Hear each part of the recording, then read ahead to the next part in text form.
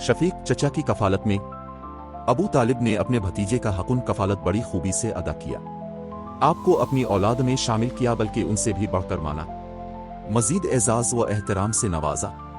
40 साल से ज्यादा अरसे तक कुव्वत पहुंचाई, अपनी हिमायत का साया दराज रखा और अब ही की बुनियाद पर दोस्ती और दुश्मनी की मजीद वजाहत अपनी जगह रही। रावी मुबारक से फजान 12 की तलब। इब्न असाकिर ने जलहमा से रवायत की है कि मैं मक्का आया, लोग कहत से दो चार थे। कुरैश ने कहा, अबू तालिब वादी कहत का शिकार है, बाल बच्चे काल की जद में हैं, आइए बारिश की दुआ कीजिए। अबू तालिब एक बच्चे को साथ लेकर बाहर निकले। बच्चा अब्र आलूद सूरज मालूम होता था, जिससे घना बादल अभी अभी छटा हो। इसके इर्द गिर्द और भी बच्चे थे।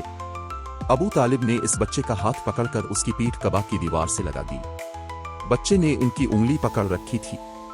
इस वक्त आसमान पर बादल का एक टुकड़ा न था, लेकिन देखते ही देखते इधर उधर से बादल की आमद शुरू हो गई और ऐसी धुआंधार बारिश हुई कि वादी में सैलाब आ गया और शहर बियाबान शादाब हो गए।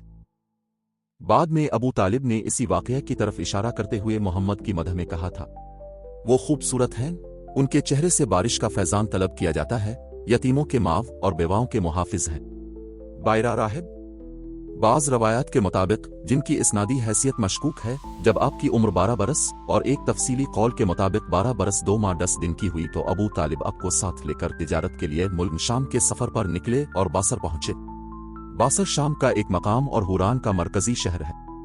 उस वक्त ये जज़र अल अरब के रूमी मकबूजात का दारुल हुकूमत था। इस शहर में जरजैस नामी एक राहिब रहता था, जो उबायरा के लक़ब से मारूफ था।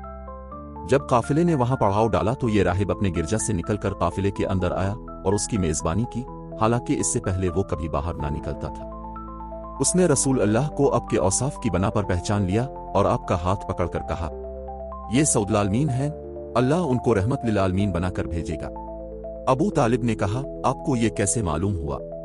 उसने कहा, जब तुम लोग वादी के इस जानिब नमूदार हुए तो कोई भी दरख्त या पत्थर ऐसा न था जो सजदे के लिए झुका ना हो, और ये चीजें नबी के अलावा किसी और इंसान को सजदा नहीं करती। फिर मैं उन्हें महल नबूवत से पहचानता हूँ, जो कंधे के नीचे कंदी नर्म हड्डी के पास सेब की तरह है, और हम उन्हें अपनी किताबों में भी पाते हैं। इसके बाद बायरा राहिब ने अबू तालिब से कहा कि उन्हें वापस कर दो, मुल्क शाम न ले जाओ, क्योंकि यहूद से खतरा है।